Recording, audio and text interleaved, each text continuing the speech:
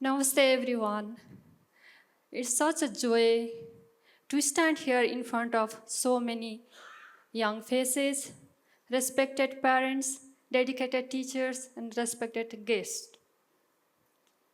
When I was a young schoolgirl in the rural village of Baglung, I had never imagined that one day I could stand on the TEDx stage and talk about science, discoveries, and possibilities.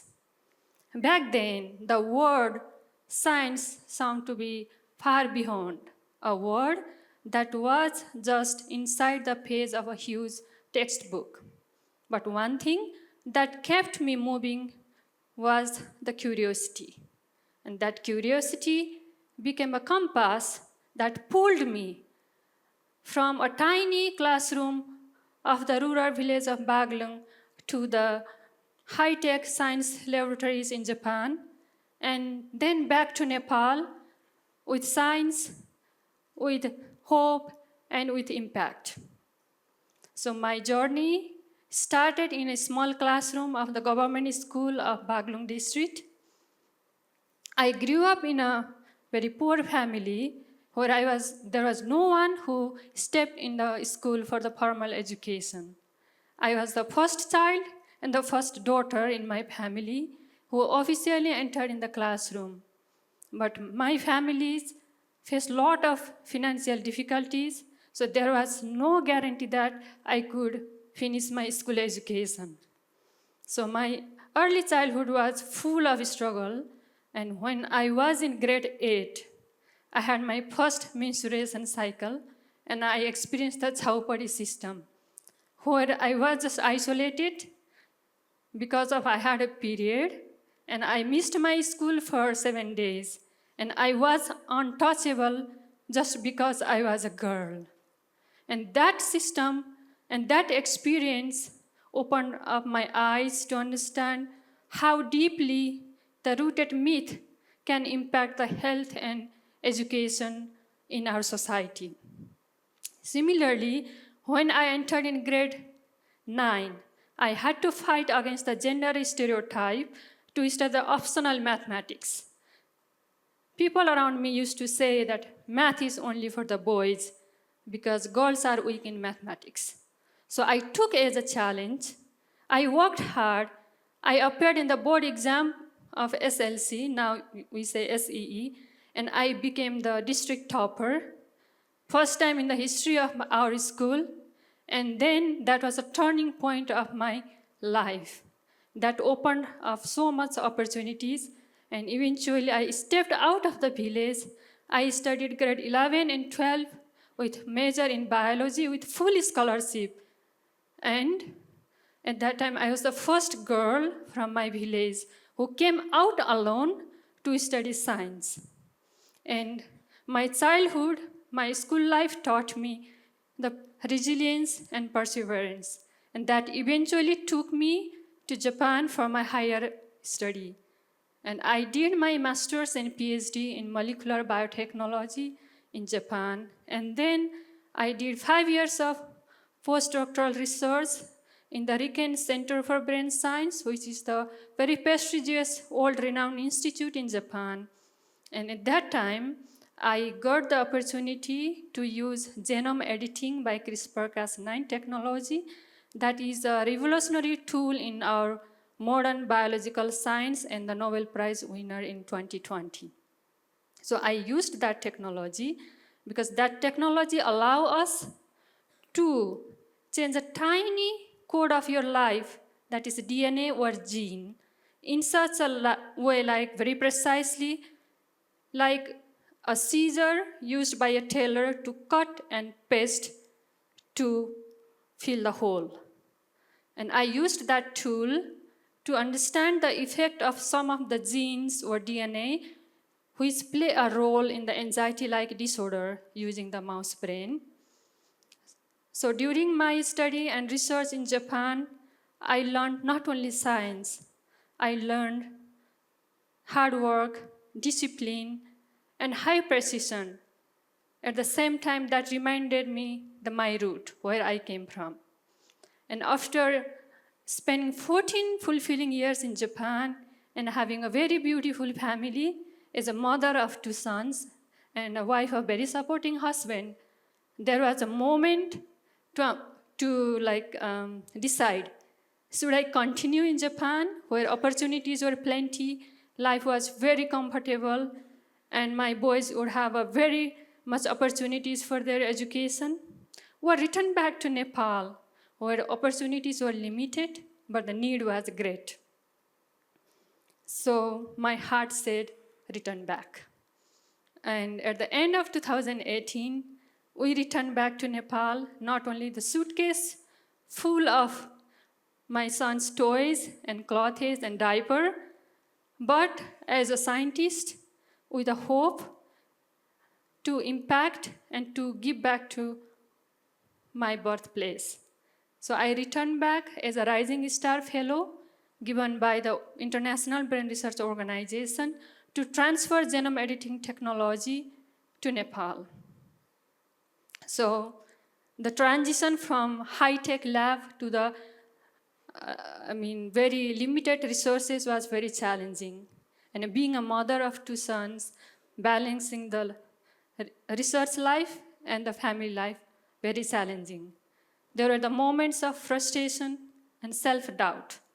And there were the moments when I felt that the life is running very slowly. But every time, I used to remember why I returned back. That particular word reminded me and pushed me to move forward. And soon after we returned back, the COVID-19 started. Like all of you, I felt that world change. I felt the fragile healthcare system of Nepal. At the same time, I also felt something else, the power of research and collaboration that led to the discovery of vaccine against coronavirus by the developed world.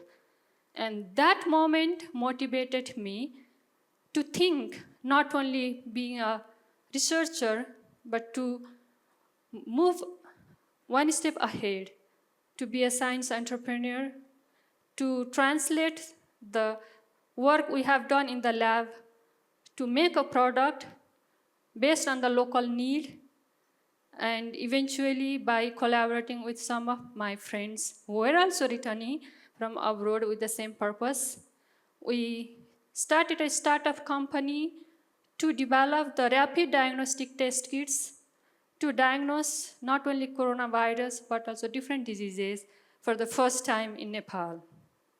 So now I work as a research scientist and also as a science entrepreneur.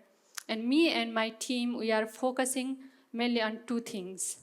One is developing the rapid diagnostic test kits, a kit or tool that allow doctors and healthcare professionals to screen and diagnose different diseases within a very short time in the bedside of the patient without going to the hospitals or in the very less resource settings. Imagine you are at home holding a tiny kit and you can find out whether you have a coronavirus or dengue virus or something else just within a 15 minutes without going to the hospital or sending your blood to the lab. That's what we are developing here in Nepal. And second thing is developing the effective antivenom. You know, snake bite is the most neglected tropical disease in the world, and it's very prevalent in Nepal, especially in the 26th district in the Tarai region. And every year, more than 20,000 people are affected by the snake bite, and more than 1,000 people died.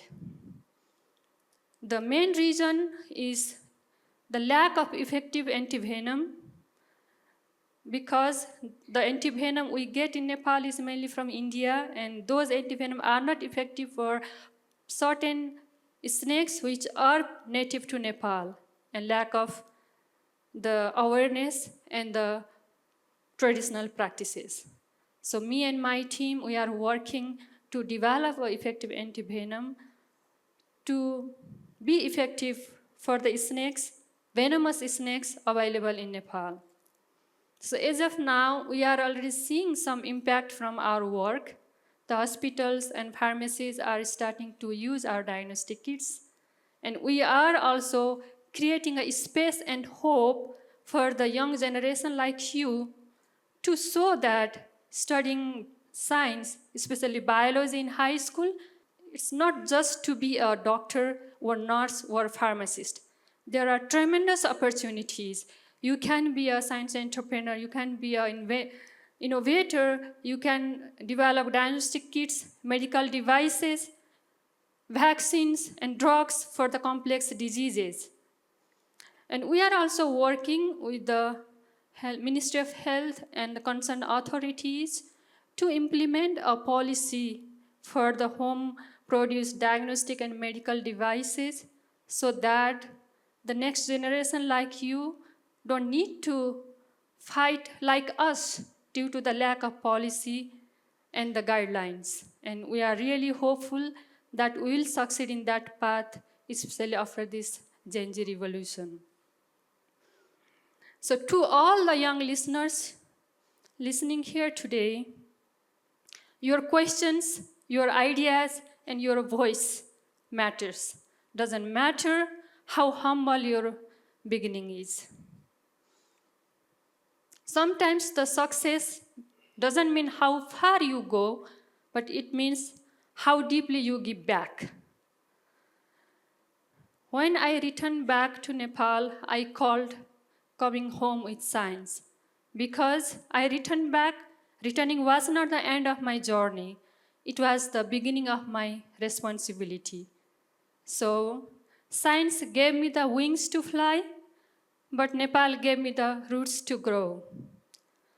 To all the young listeners here today, if any one of you just rethink, rebuild, or plan to return and think like, how can I give back to my society? That's the revolution. So to all the young listeners here today, and to all the dreamers here today, may your wings be bold, but never forget your root.